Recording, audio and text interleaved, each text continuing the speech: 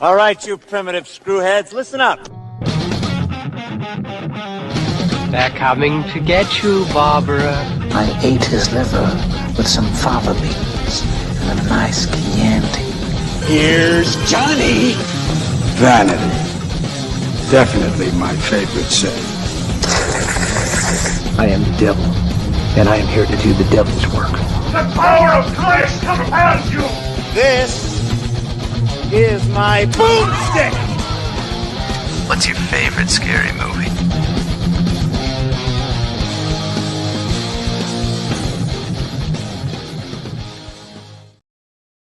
Good evening, and welcome to Shiver, a horror movie podcast. We are your hosts. I'm Daniel DeBona. And I'm David Ulloa. And we are here on the second episode of season 5 to talk about a movie that I think was hotly anticipated last year. Third episode? Is it the third episode? Demeter, it is the third episode. Yeah. Demeter, and then Waseda. There we go. Yes. Completely blanked. Yeah. So third episode. Yeah. So for those of you who are keeping score, Daniel's right again. Yeah, I can't even begin to defend my memory, man. It's just the worst. I was like, because I stopped for a second. I was like, wait, was Demeter in December? Like, I think this is one of those that and we've already established that my memory is shite. I think this is one of those that people talked about a lot before it came out. Yeah. Last year. In fact, when Link was asking me what we were doing this week, I told him it was going to be this. He was like, "Oh man, I remember the trailer, and we saw the poster at the movie theater." So like, this is one that I like. There was buzz about this movie, and then I feel like it kind of just went away. Agreed. Yeah, it was kind of odd. So we're talking about the Boogeyman. So in a section we're calling Nightmare Fuel, right? Let's add some fuel to the fire here. This movie, what'd you think of it, man? So all I really knew going into this movie was that it was based on an old Stephen King short story, which, you know, that bodes well. Stephen King books, whole ass books, don't always make very good movies, especially in like 90-minute movies. But his short stories, that's where things tend to turn out really well. Yeah. So I was already kind of feeling that. But that was all I knew. I went into it and I was like, all right, because I remember when I very first saw the trailer for this, I was like, all right, that's one I want to see, but I probably don't want to spend the money to like see in theaters, right? Like that seems like a good, fun home watch. So I fired this thing up yesterday, and I mean, it starts with a bang, right? And I mean, it just comes out of the gate firing. I think that this movie is genuinely scary at some parts. Yeah. I think that it does a lot of great things with lighting. I think that some of the actors give amazing performances. I think that like story-wise, kind of the script, this is the same guys who wrote A Quiet Place, I think, who wrote this. And so, you know, it definitely doesn't live up to that story-wise, but there's a lot of really good stuff here. I ended up enjoying this a lot more than just kind of like the Popcorn Fest jump scare like movie that I thought it was going to be. I really didn't expect too much from it, which maybe that's the best possible way to go into this movie. So by the time it was over, I found myself, it became one of those movies where I ended up not taking a lot of notes because it is very tense and it is very scary, and you kind of get sucked in into seeing where all these twists and turns are going to go. So I enjoyed it. I don't want to say more than I thought I would, because I really had zero expectations. So saying I enjoyed it more than I thought I would probably be not the right way to go about it. But I think that there's a lot of really positive things to kind of take away from this. I do think that ultimately they outweigh the negatives. I enjoyed this movie. I think I feel the same way you do. You texted me yesterday after I told you I'd seen it, and you said, "What'd you think?" And I said, "Very dark, and I liked it." And I stand by that. I think it's very dark. The subject matter is something that I think is pretty universal, and grief is, I've said before on the show, one of these things that for me, it's the scariest thing in the world. Right. I hate grieving. I feel for the bereaved. There's because there's nothing you can do about it, and you can't decide when you're done. Right. You know, because like with a flu or something, like you take some medicine, you sleep it off, and in a week you're okay. If you live in a first world country, right? Right. And you've got health insurance and all that. But grief isn't that way. So I think that there's this really sort of chaotic feeling that goes along with it, and seeing people grieve is awful too, because you want them to like pull through. Right. It's never that easy. It's never like, hey, I'm here for you, just talk to me. It's not that easy. So so movies about grief tend to do well with me, I think. So I'm gonna talk about a lot of things that I liked about this movie, because I know what I liked about it, and I'm not sure what it is that didn't work for me. And it's this really strange feeling, because usually when we get to like the end and we're rating a movie, you're like, man, I just talked about all this fantastic stuff, and I can't think of a reason why I can knock it even half a rating, whatever it is. I know for sure this is not getting a perfect score. And I can't pinpoint what it is that didn't feel perfect to me. But I can tell you that if I'm feeling like watching a horror movie about grief, I'll go back to Talk to Me before I go to this one. Yeah. I'll go back to Hereditary before I go back to this one. I'll go back to Midsommar before I go back to this one. There's something about it that doesn't work, but there is certainly, like you said, much more about it that works. Right. And I think that kind of, you mentioned those other movies. I think that this movie does suffer from a little bit of fatigue from therapy, grief, trauma being the driving force behind a movie. Because all the ones you mentioned, plus you could throw in Smile. Yep. Night House, like these are it's where when Hereditary did it a couple years back, and Ari Aster stuck with it for Midsommar, and these things kept rolling. It kind of they kept finding new ways to kind of explore it. I think that one place where this movie does fall flat is it buys into grief and trauma from personal experience more as a trope than something that's highly relatable.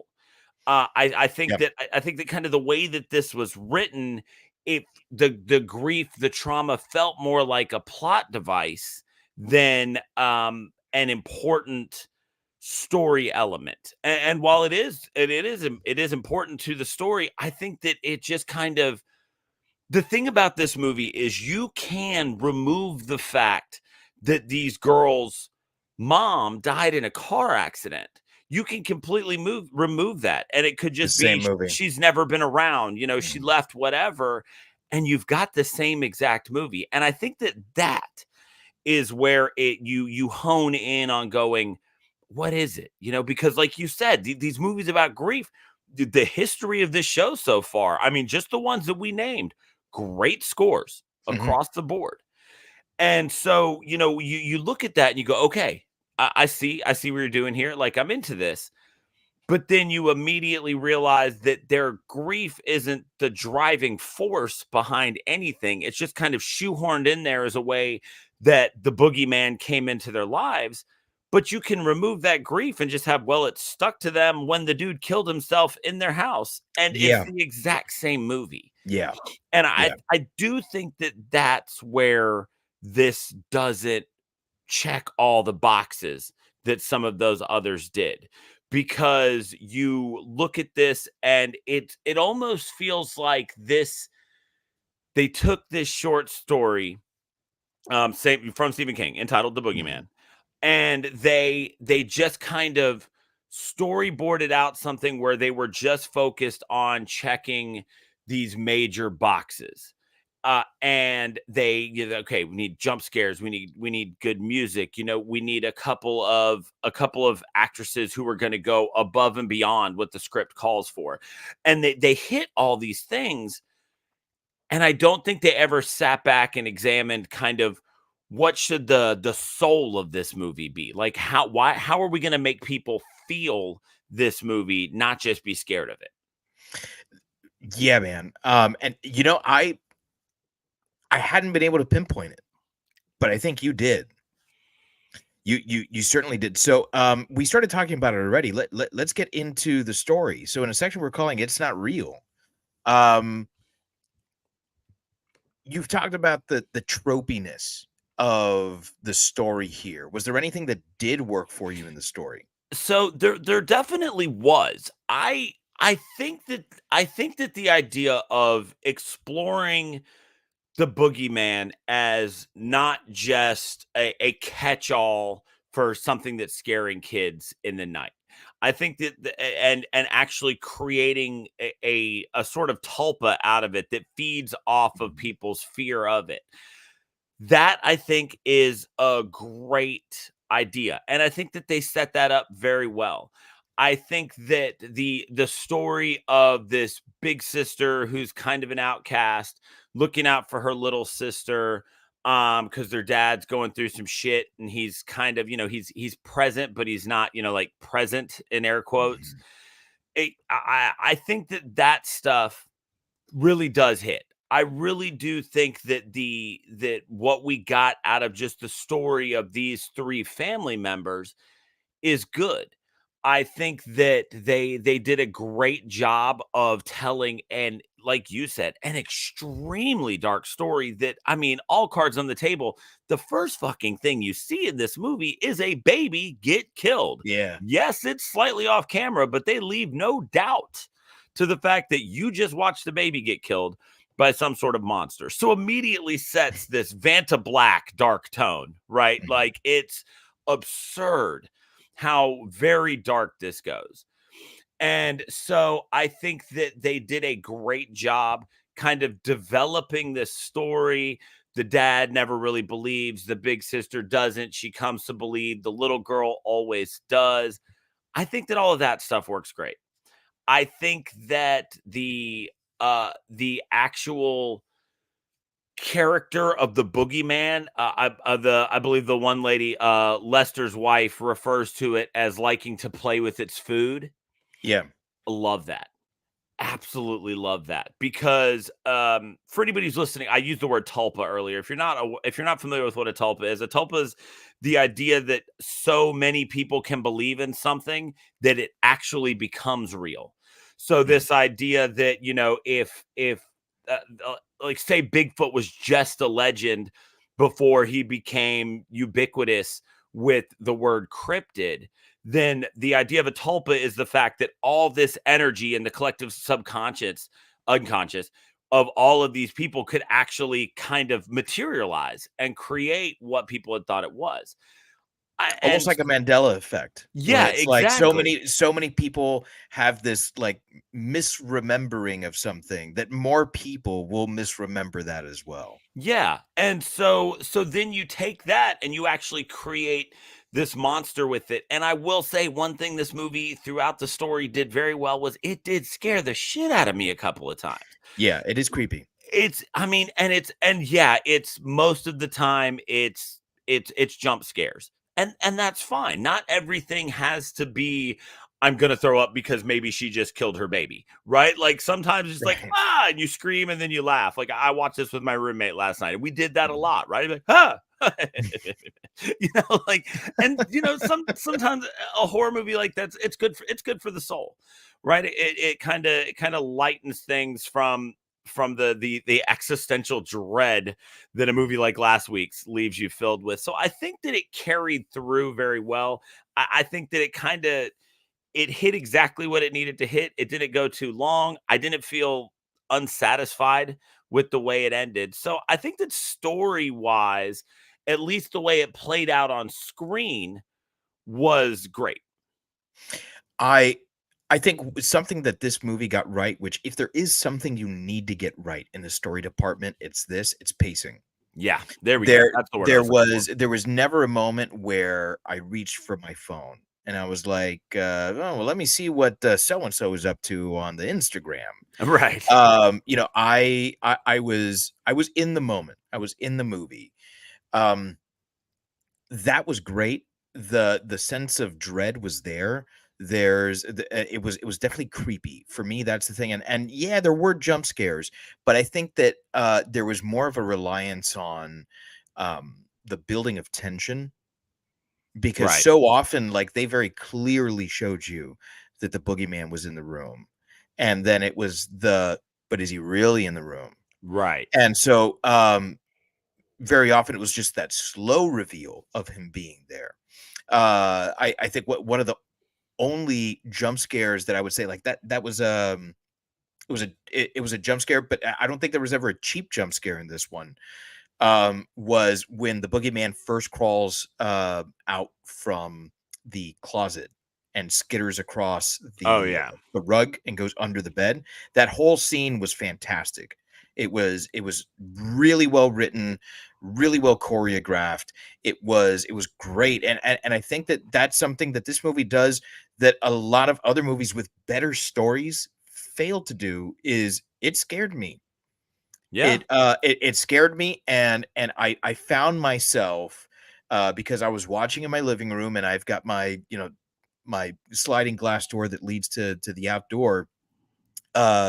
Right next to the living room. I found myself looking out that window a couple of times, just making sure that there was no boogeyman out there looking at me like, hey, you look yummy. So for that, I applaud this. But as far as the actual plot goes, it's cheap. Yeah, exactly. It's really cheap. I think that the shoehorning of, because that's what it is, the shoehorning of therapy and therapists in this was cheap, and I think that they went for something that is hot right now, and I hate to use that term, but it is it's hot to talk about therapy, right? And it's hot to be self-aware, right? I think that to have Chris Messina's character be a therapist is inconsequential for the movie. And it also makes him an entirely unlikable character. Yes. Because if he's so aware of others' problems and so willing to listen to them and then shuts down his own family, like, you're a dirtbag. So I had a really hard time disassociating him from his character on the Mindy project. Like the moment I saw him, I was like, oh, you motherfucker. Because I couldn't fucking stand him as Danny. Right. On the Mindy project. He to me, he was just like a fuck. Like I don't know if I've ever had this aggressive a reaction to anyone on this show. Anyway, so like that was, there was already that going into it, and then he behaves that way. And I know a lot of people in the field of psychology, maybe more than the average person. I'm not saying I know all of the people in the field of psychology, but go ahead, name a psychologist. I know him. Carl Jung. I the one who thought everything was dicks. I don't know. Yeah, Dickman. Yes. Yeah, Carl Dickman. It would take me two hands to count all the people I know in the field of psychology. I thought you were about to make another dicks joke. I'm not gonna look. Yeah. Listen, man, when it comes to dicks, two hands. Yeah, two hands.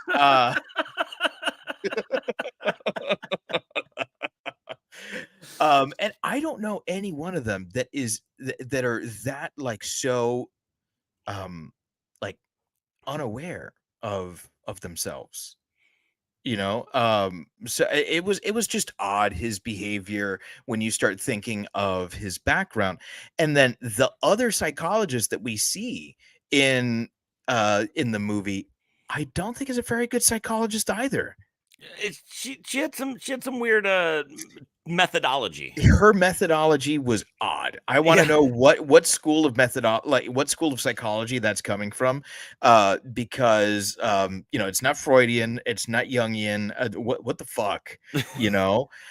So I don't know, and I got weird vibes from her Yeah. as a character. Like, I kept waiting for something to happen with her, and so it was just odd the way that this was all kind of lumped in there, and then I felt like um Sadie's group of friends was very stereotypical. Yeah. They were very stereotypical. Even the one friend, Bethany, who was like the better friend, still wasn't great. Like, I almost felt like I was watching an 80s slasher when they were on screen, because it was like, okay, well, you're the mean girl, and you're the girl that doesn't care. Like, you're the apathetic one. It's like they hit all of the tropes, all of the stereotypes. And it was just, to me, the writing felt cheap. I knew exactly where the story was going. And I wasn't, Leo DiCaprioing it. It wasn't like, that called it, there it is, Right. but like, in my own head, I was like, man, if I was playing bingo, I would have bingoed like 5 bingos ago. Right. So it was just, it was. And I think this is definitely the low point of the movie, because despite all that, the movie does work. Yeah, Maybe and even in spite of that, it does work. Yeah, and I think a big part of that is what allowed this story to carry so well was this thing was shot just beautifully. Yeah. Like, Rob Savage was out of his mind with this one. I mean, there were so many. That was the thing when it was over. That was the thing I realized carried me through. It Mhm. wasn't the story as much. It was that I was enamored with how pretty this thing was. This movie was gorgeous as it carried on from scene to scene. There were some great little camera tricks. You were talking about the scene where the boogeyman comes out of the closet and like skitters down underneath the bed. They do that really cool thing where when she goes to lean off the bed, like the whole camera kind of That was great. spins So well around done. with her, and so then you're looking at her perspective where it's all upside down as she rolls the Mhm. ball, which I think it was like a moon, that nightlight that she was carrying around all the time. If you're watching live, you can see Yeah, the picture of it in the background here. I think it was supposed to be like a model of the moon or something. But I like believe it. that camera angle when she did that, I think they did a lot of great stuff with the Mhm. voices off scene, because Yeah. off camera, because man, we talked about something similar in Demeter. There's a sinister nature to the idea of dealing with something that mimics you, that mocks you, and that's its only form of communication. And this kind of took it to another level where it replicates people's voices Mhm. after time, and it did that just to fuck with people. And that type of stuff was that was great. I do think that you look at some of the just the use of lighting in this movie, the scenes where she's walking around just holding the one light, or where she's got just the lighter and you're kind of seeing stuff. I think that lent a lot to keeping you so sucked in visually that while watching, you're able to kind of ignore those other story things that might be bothering you. And I think that I don't wanna give credit to the people that say that horror movies don't have good stories, but I think that this movie is a great example of how you don't have to have a good story, because there's really just a collection of good set pieces here. You can almost think of them as vignettes, Yeah. and if you think of it that way and you just remove the connecting tissue, I think it almost works better, because you talk about interesting use of lighting. the scene where Sawyer is on the PlayStation, and she's using the muzzle flash from the video game to illuminate the boogeyman. Man, what a fucking scene. Yes, dude. And then you get that moment where she sees just its eyes like over the top of the couch reflected in the TV. That's what I'm saying. Like that eye candy really did kind of distract you from the other. Yeah, and it goes a long way, because ultimately, I think, and again, I am not giving any credence to the people that say that horror doesn't have good stories, because horror does have good stories. But what you want out of a horror movie is to be scared, and ultimately it did do that. It just made me go along the way. Okay. Yeah, I mean, and that's the thing, right? Because it was like there was a moment about halfway through this movie where I was just kind of engrossed, and it was just kind of all washing over me, and I was enjoying that I was scared, and I was enjoying how pretty it was. There was a moment where halfway through I'm sitting there going, is this the type of movie that's going to make me like fall asleep with a light on? Right? That's because everything is happening in the dark, and everything, it's like you got to close that closet. You got to do this. He's always hiding somewhere. He's under the bed. He's in the closet. All these great things that kids are into, And so about halfway through, I had that moment. I think that, and it's funny because there's part of me that wants to say that this is well, let's take it back. There's part of me that wanted to say that this is Stephen King's fault, because I do read a lot of King, and I think that there's one thing that a lot of people can agree on, and that is dude writes 90% of a great story and then kind of hits a wall, and he's like, I got to wrap this up. Like, I'm out of story, and I didn't plan on making it this far. Like when people are like, oh, where do you see yourself in 5 years? I'm like, I didn't see myself getting to 40. So I don't know. Like, I feel like Stephen King reaches that point. So my initial thought was like, okay, the ending of this movie is suffering from the fact that it's based on a Stephen King short story. So I went and I looked into the Boogeyman, the short story. And it turns out the Boogeyman, the short story, is almost exclusively about Lester Billings. Like everything that happens in the short story is basically over about the time that Lester Billings hangs himself in the closet. So I think that's why they say it. I think that's why they constantly said it was from the mind of Stephen King, not based on a short story by Stephen King. It's almost like a sequel. Yeah, because it was almost just like, okay, Stephen King had this idea for something scary about the Boogeyman being real. Now we're going to turn that into a movie. So I can't even blame him for that.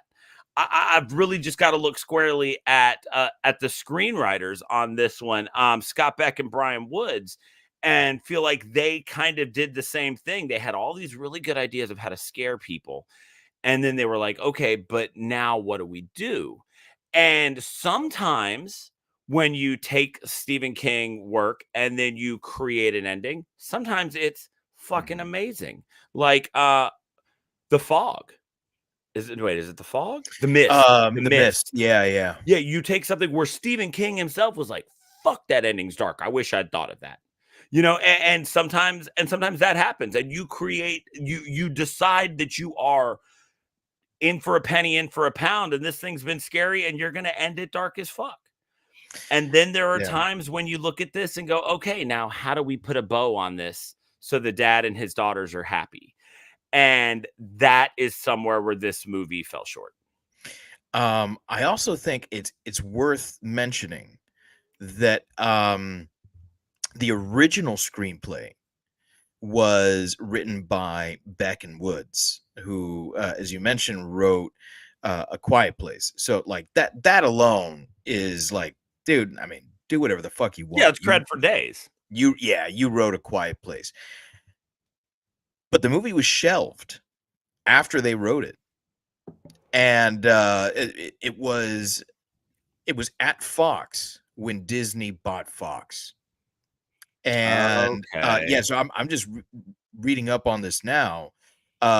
Disney shelved it, and then it was brought back with Hulu, and Mark Heyman rewrote the script.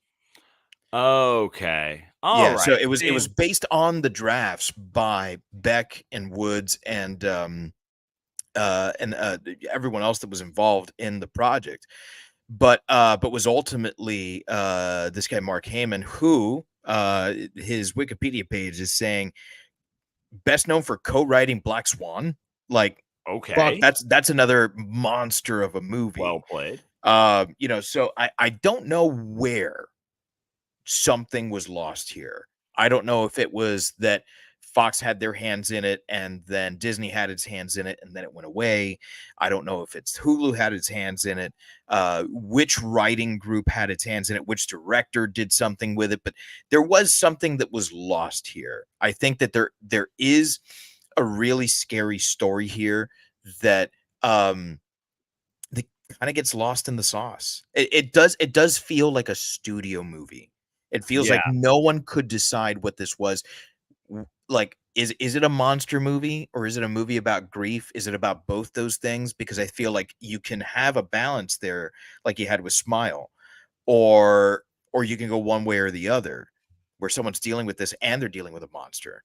So I don't know. What I do know is that this is the one area where I think this movie really suffers, where I think there's a little bit more wiggle room is in its cast of characters. So in a section that we're going to call the bereaved, Daniel, who stands out to you? So I said this at the top. I think that this is one of those movies where the actors who were put in it, at least the key players in this thing, really did outshine what was on the paper. So I think that there's a lot here. I know we just talked about him a couple weeks ago with Demeter, but David Dastmalchian, he's in it for this much time, right? And then he's gone. But holy shit, was he creepy. Just, I mean, and I mean, not just when he's talking, like he His had presence. yes, just him. I mean, for the very first time you see him, he's this out of focus character through a window, right? And then he just shows up in this therapist's office and he has this awful story about how he's lost 3 children and everybody believes that he murdered them, and he just needs help because there's this thing and it's after him. And so then the therapist's dad, he ends, I almost called him Danny.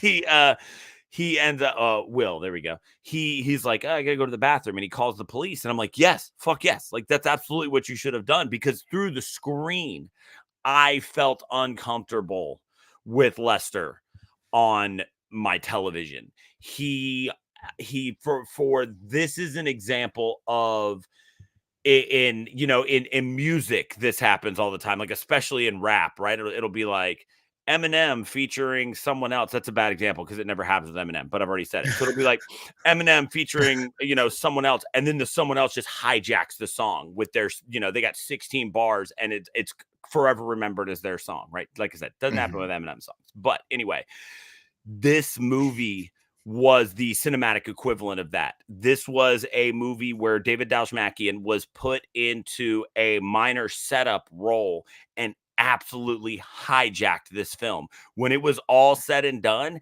the minute, like as soon as the movie was over, the one name I could remember 100%, and I'll never forget, was Lester Billings, because he was so damn good in that one little bit. Like when Sophie is listening to the recording, and you hear that the dad's like, oh, I gotta go to the bathroom, and he walks off, and then you just hear Lester like rambling to himself / getting into it with the boogeyman or whatever. That is just David Dastmalchian recorded, and again steals the scene, wasn't even on it.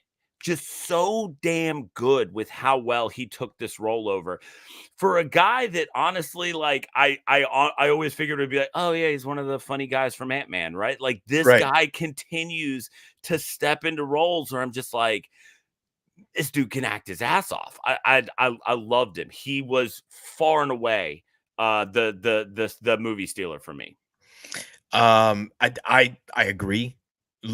He's not in it for long enough. And I would like to see, as much as I kind of took a dump on the story here, I would like to see a proper adaptation of Lester Billings' story.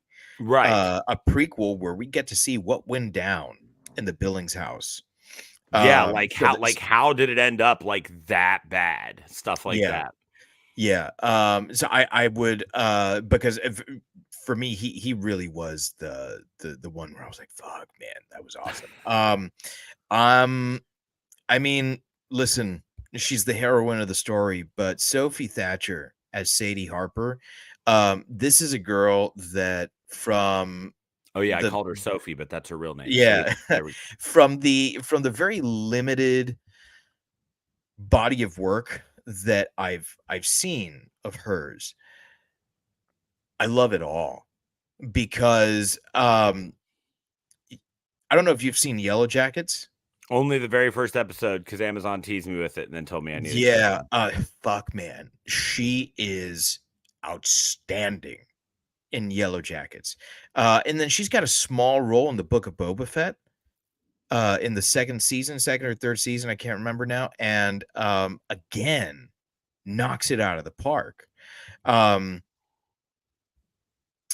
also really enjoyed Prospect with Pedro Pascal, and there's a gravitas to her, man. Like she's really, really good. I buy her in every role that she's in.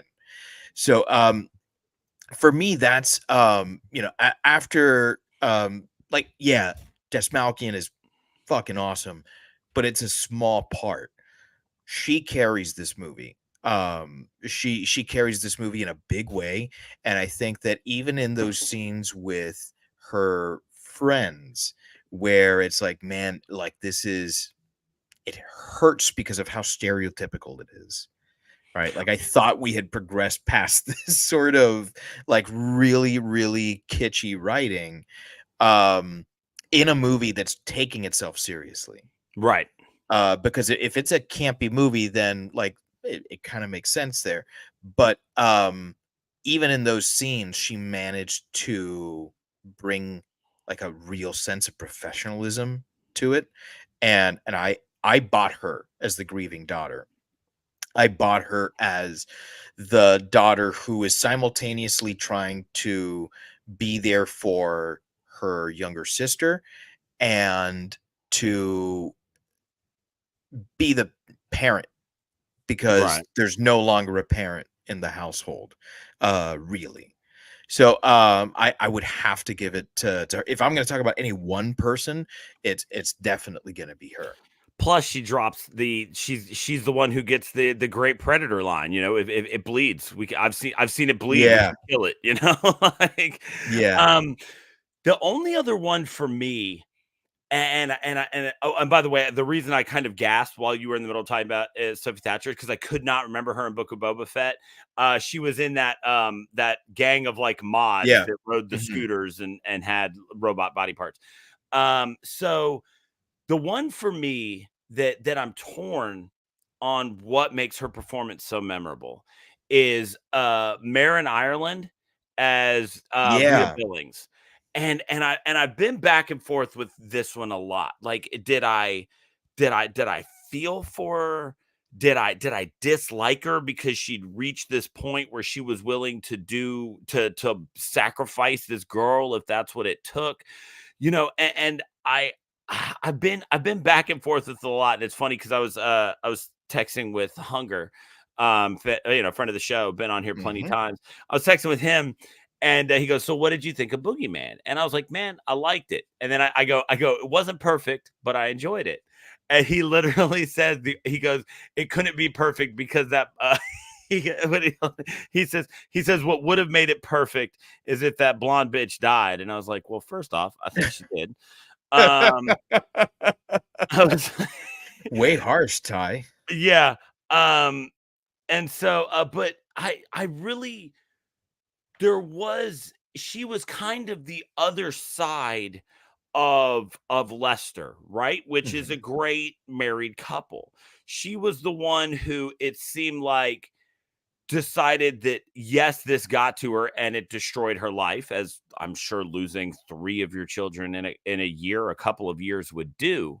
Yeah. But then she was the one who, regardless of it driving her absolutely insane, decided that she was going to take action against it. So there's that part of me where I'm like, she went through the steps and then added that revenge step and was like, and this is where I land. She kind of settled her grief, and not in the most healthy way, but she came up with something. Yep. And so there's that part where I'm like, okay, so so this is great. This is a cool character.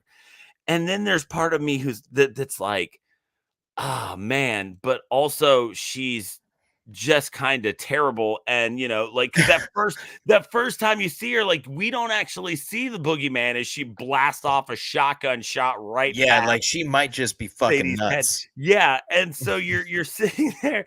So I was back and forth with her. I was back and forth on her so much. But at the same time, I remember like every single thing she said. And I could perfectly picture the way she looked as she went through all of these things.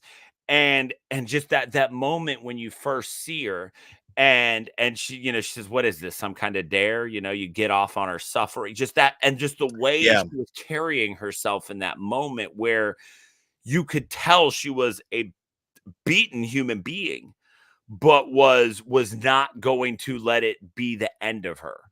And so I thought that she was just a great character. Plus that actress, she's been in Umbrella Academy. She's been in Hulu.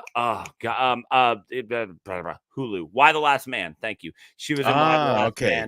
Man. She's played some roles in some things that I really do like a lot. And so I do think that it being that actress helped. But I think that she did a great job of turning grieving parent into a much more three-dimensional character, for better or for worse, than and I don't even want to blame Messina, but just more than the character of Mhm. Will did. Yeah. She seemed to show, like I said, unhealthy growth, but Right. she did show growth getting through this moment.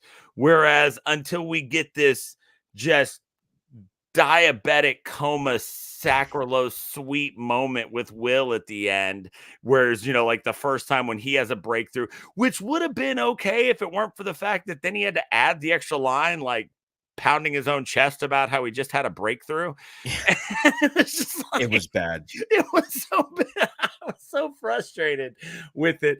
But like I said, where she did show that there are ways to evolve and to move past these horrible things happening. And Yeah.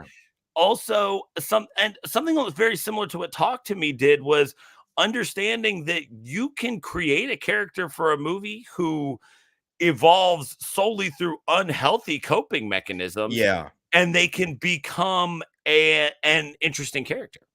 And I think it goes beyond the makeup department and like wardrobe and hair. She looked like shit. Yeah. Like you saw it on her face, and like this is a good looking woman. Yeah, I was about to say, And which it's not easy to do with someone like Marin yeah, Highland. yeah, she's beautiful, and she looked awful, awful. Like when I first saw her on screen, um, I didn't get that this was Lester's wife. Right. Like she looked infinitely older than he did. And once she addressed her, I was like, "Oh shit, that's Lester's wife." Yeah. And then as the scene went on and you saw more of her later in the movie, I kind of saw more of her there. And interestingly, I think we see her more for herself at the end of the movie when she says, "I know I know what to do now." Yeah. It's almost like she's found her purpose again. So you're right. There's a great job done there. I am going to uncharacteristically talk about a performance I didn't like. And it's not going to be about Chris Messina, because I still haven't decided whether I don't like his performances or I don't like the roles that he chooses. Fair. Because I'm pretty sure that you're supposed to hate these guys. Right. And I've heard he's really good in Air, but I haven't watched it yet. And he was great in Devil. If you have I haven't seen Devil. Yeah, but again, kind of rides the fence on like, maybe you're just really good at playing a guy I'm not supposed to like. Right. So I'm not sure yet if I don't like his performance or if I don't like the role. Like, because if it's that sort of thing where it's like, listen, man, he's supposed to be a dude you don't like. He's an unlikable character. It was written that way. Okay, cool. I'm on board with that. Like, I'm a fan of Mad Men, not one likable character on that show. So, except Christina Hendricks, what was her name? Never actually seen it. I just know okay. I just know her as Christina Hendricks. Yeah, her character, and I'm killing myself for not remembering the name of the character now. She plays the office manager. That is a likable character, and just about no one else on that show is. And it's a great show, and they all do a fantastic job. So, Lisa Gay Hamilton as Dr. Weller did not like this. I don't often like to bash performances like this, because I feel like when something is a group effort, like, it's a little easier to be like, hey, this didn't work, right? Because then, like, you're not really calling any one person out. But man, I really didn't like this performance. To me, like, I've seen a couple therapists in my life. I mentioned, at the top of the show, I know a number of people in the field of psychology, and even with that, where did she get the inspiration for this? Because there's what's on the paper, right? Because what's on script may be bad, because I think that whole, like, immersion therapy with the light and all that was just a terrible idea. Right. And I'm not a therapist. Maybe that's something that works, but my understanding is when someone says they're uncomfortable with something, you stop. Yeah, that's what I had that same thought. I was like, okay, like, maybe you should ease into this, and it shouldn't be like, on day one, we're gonna make it to total darkness. It's like, maybe just start with it flashes a couple times, and then you let the girl go before she pees her pants. Just a thought. I mean, like I said, I'm not a psychologist. I don't know if the ultimate goal is to make little girls pee their pants, but I'd like to think that it's not. If that is, then she's a really good psychologist. If that is the goal, because, like, who am I to say it isn't? Right. That's not my area of expertise. I don't know. Yeah. So, also, having both sisters in there at the same time, like, people grieve in different ways, and people grieve at different ages. So, like, the complexity of grief at different ages, I have to imagine, is different. And if I were in a therapy session with someone else, and my gripe was with that person or with someone else that's close to us, I don't feel like I would be able to speak freely. And, like, couples therapy is a thing, but you have to be able to, like, speak freely. And can you speak freely when some of these issues are things that you don't feel the other person is ready to know and understand? Right. So there was just something odd about that. And then the way that she played it, it felt odd. It felt sinister almost. Like, I think I said that I was waiting for something to happen with her. Yeah, like, I kept, so at the very end, when Sadie goes back in because she hears the therapist call for her, and then the closet's open, and I was like, oh my god, is this the fucking reveal that the therapist was always the boogeyman, right? Like Therapy's the bad guy. Yeah, exactly. And then I was like, is that how they're gonna fuck with this trope? Therapy is the bad guy, right? And then it was like, nope, he was just fucking with her still. But like, then at least there would have been a little bit more credence to the fact that she seemed so bad at her job. Yeah.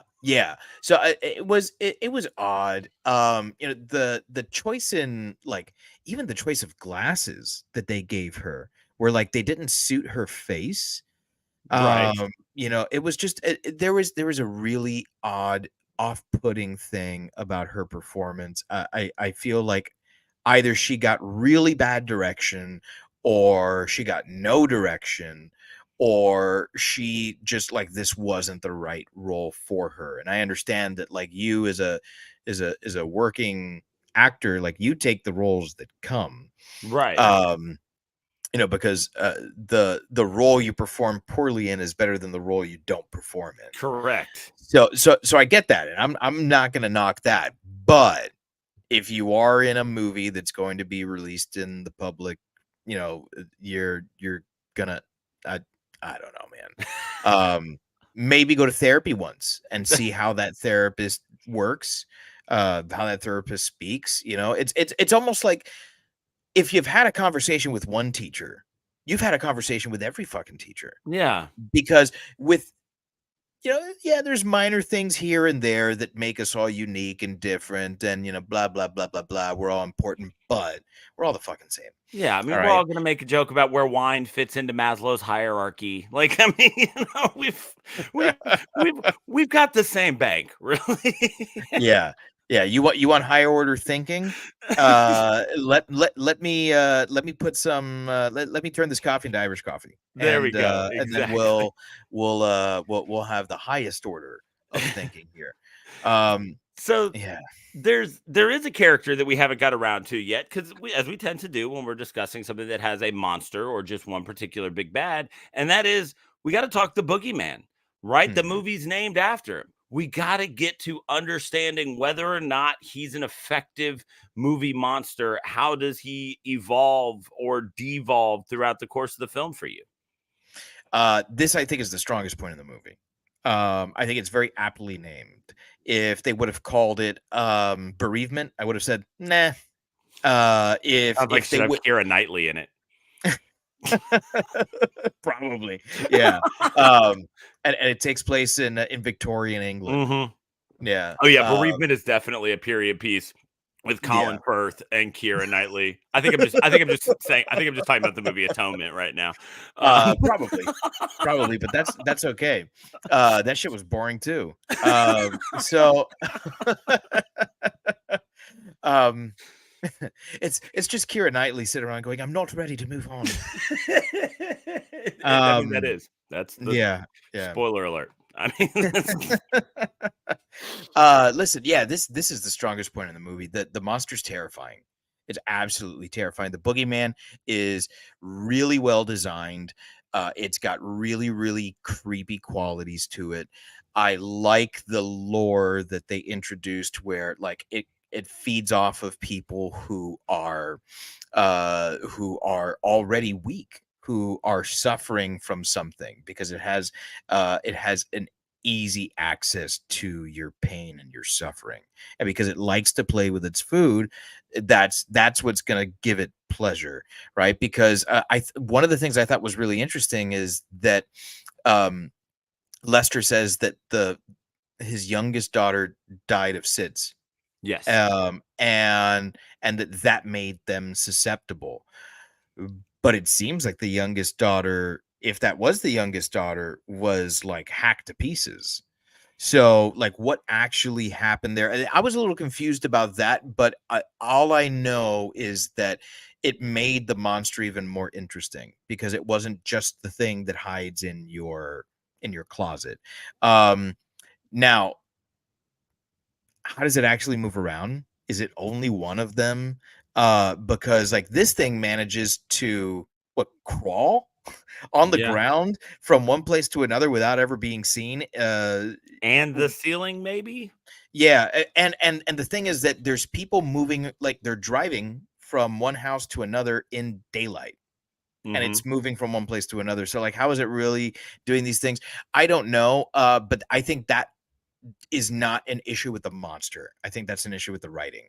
That's an issue with the story.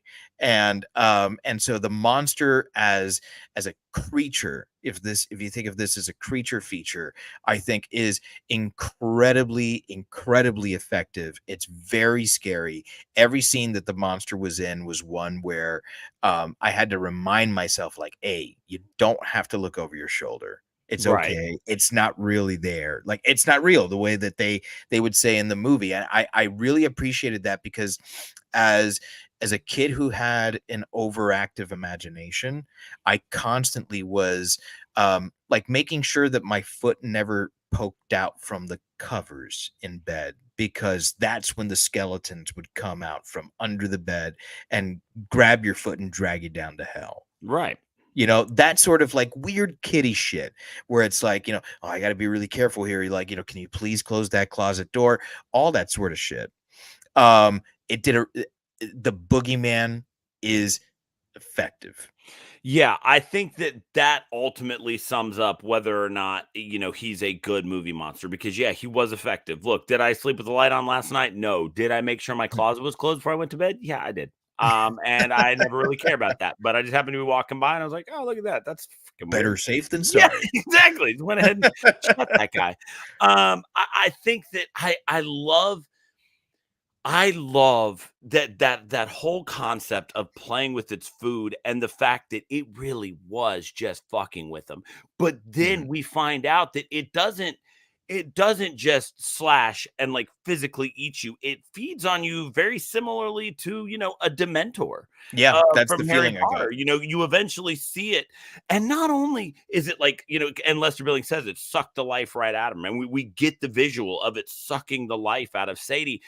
But it continues to fuck with her as it's sucking her life out. That moment when like the hands start coming out and there's something inside of it, and it's got that her was mom's good. voice. Yeah, like that right where it was like, okay, yeah, you're really scared and this is gonna be delicious and this steak is cooked perfectly. But man, if I toss some garlic butter on this bitch right now, right?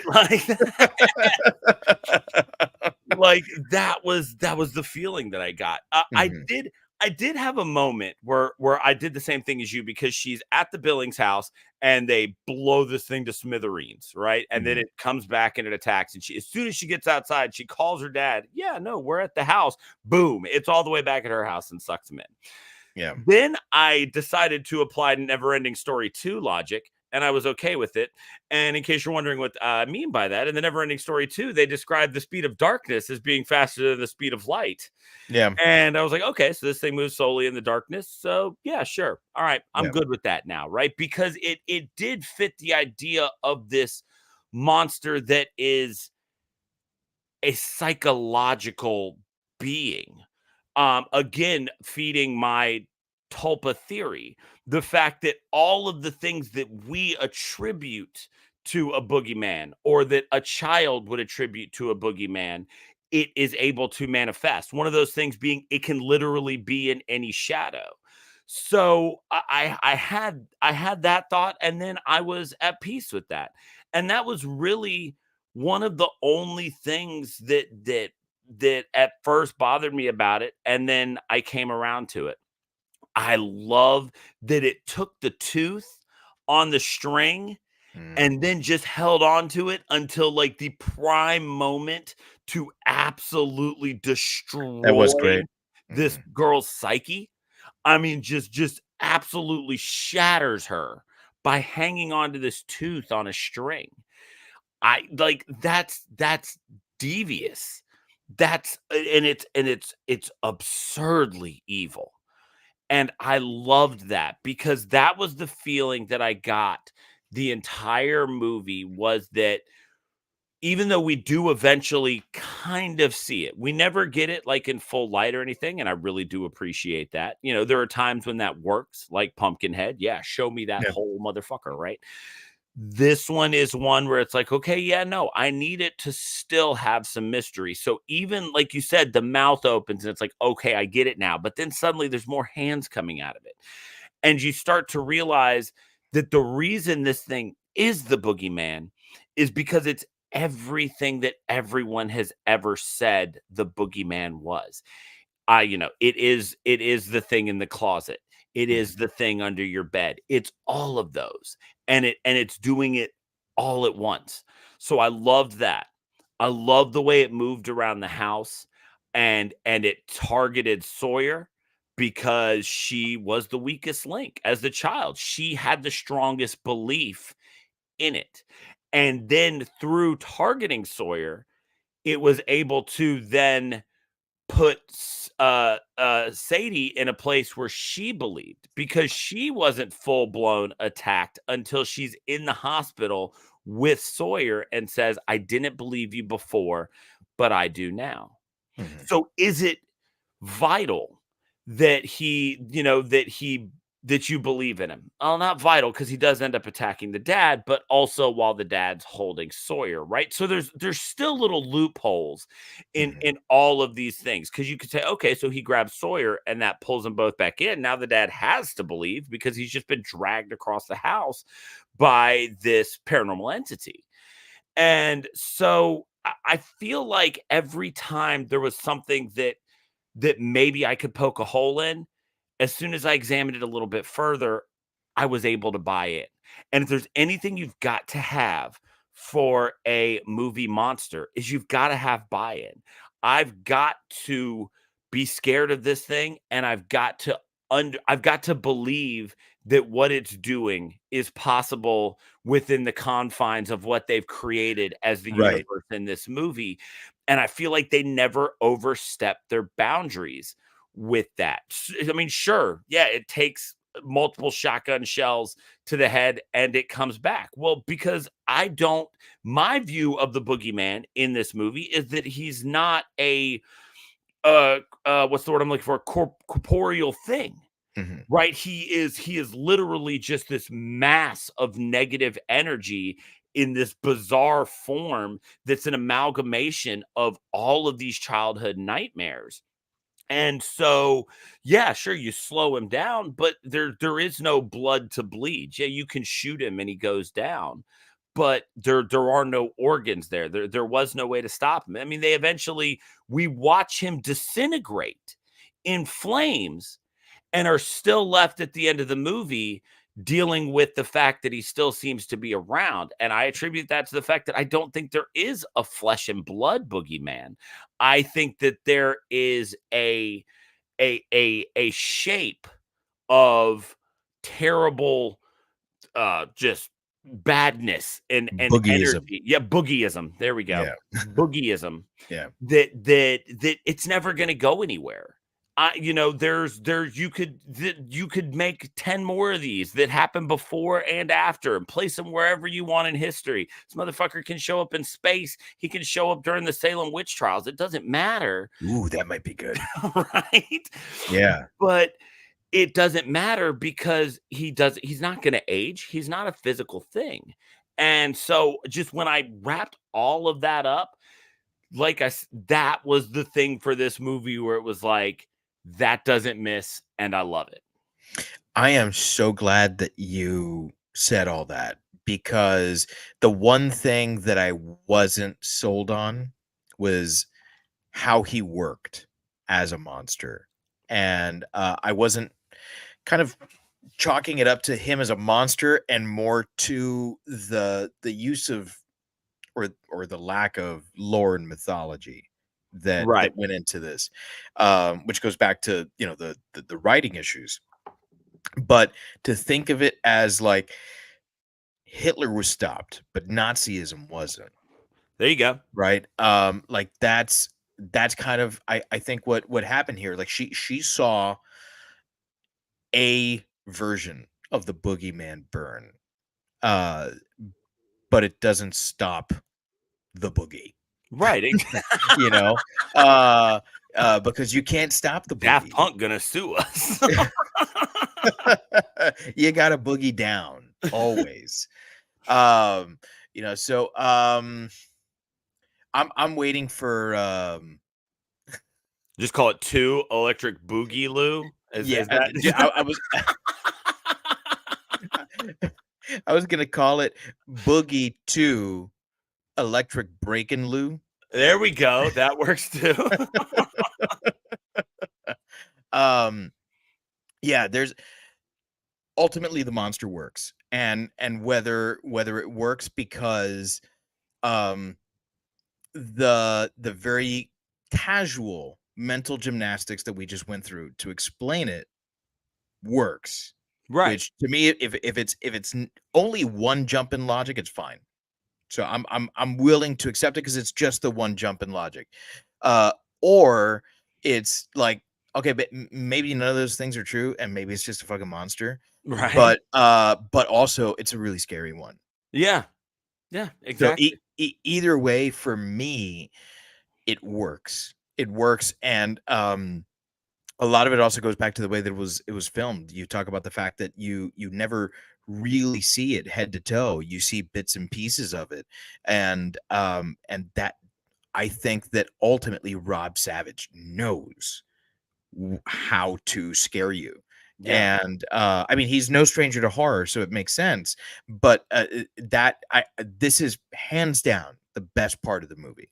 Oh yeah, without a doubt. I mean, and like you said, yes, this was just him knowing exactly what to do. Which, I mean, and if you're wondering why we're saying he's no stranger, you go watch Host, where the whole thing like takes place on Zoom and is still incredible. So yeah, because I mean, when it was over and his name popped up, I was like, okay, I'm connecting a lot of dots now that I'm happy with. So so yeah, I mean, the Boogeyman works, and deservedly is the what's the word I'm looking for, eponymous character of this movie. So it's time for us to, I mean, get to the end, right? We've talked about it all. Let's rate this thing. So here at Shiver, we never rate a movie against itself. Yes, we've referenced a lot of other movies and we've talked about things that did better or worse than those movies. But when it comes time to actually rating it, we only look at the movie itself and what it was trying to present to us and how well it did that. And in order to accomplish that, what we do is we create a unique rating system for every movie. And so, Dave, out of a possible 5 terrible therapists, what do you give the Boogeyman? Well, the thing is, there were 2 terrible therapists in this movie. I mean, so it's at least it's got to be at least 2. Look, I was going back and forth on what to give this movie. I knew that I wasn't going to give it less than 3. Right. Bad therapists because of the aforementioned 2 therapists in the movie, but also because it's not bad. It's not a bad movie. So I feel like to give it a 2.5, it's like, I couldn't give this thing 50%. Right. 50% is bad. No way. So it has to be at least like a 60-40 split, at least. And I think it's better than that. So I think I'm going to go 3.5 bad therapists. I think that's something I feel comfortable saying that. I don't feel like I'm being forced to see a red light be dimmed and brought back in. I'm comfortable with that. I consent to the 3.5 bad therapists for all the reasons that we've talked about, and ultimately I think that a whole bad therapist here comes from the fact that the monster is just outstanding. Yeah, I've been in that trying to figure out, right? I've been trying to figure out 3.5 or 4, 3.5 or 4, because ultimately, yeah, story does fall very flat in this movie. And so, that's an issue. But when I start to look at how engrossed I was in this thing, I start to kind of shine that turd a little bit.